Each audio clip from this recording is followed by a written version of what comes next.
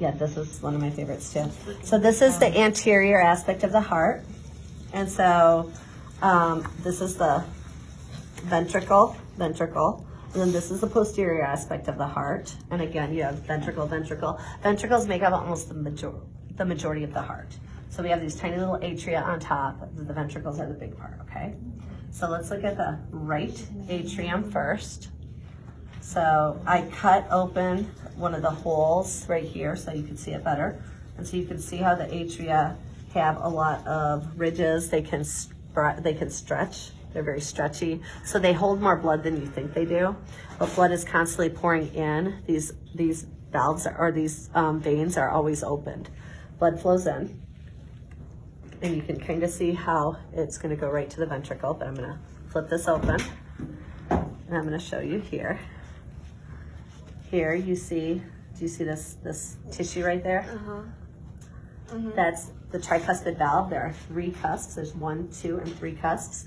They're held in place by these little cords. These cords are known as the heartstrings or chordae tendineae, and they are attached to these. Have you ever heard of heartstrings? Like you're pulling on the heartstrings? Yeah, we really have them.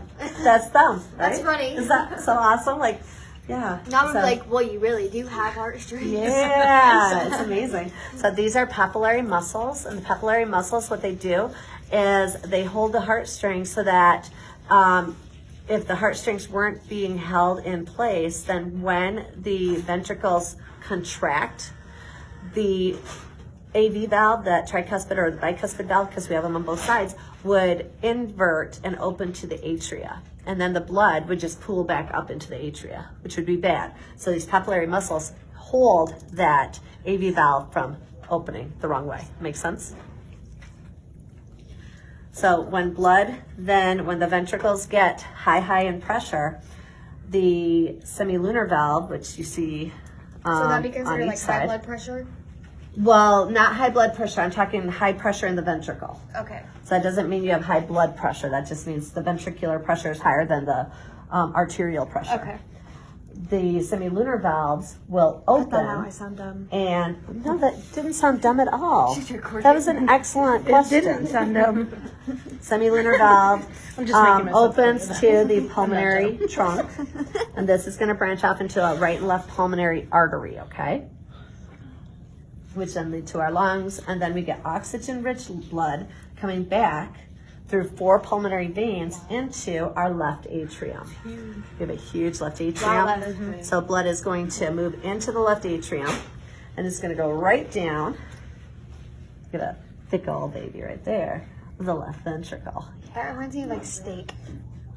Heart is muscle. It's muscle and muscle. Steak is muscle. It just looks like it. So do you see this and this? So we have 2 cusps. Not to gross you out. So that is a bicuspid or mitral valve. Again, held on by these chordae tendineae to the by the papillary muscles.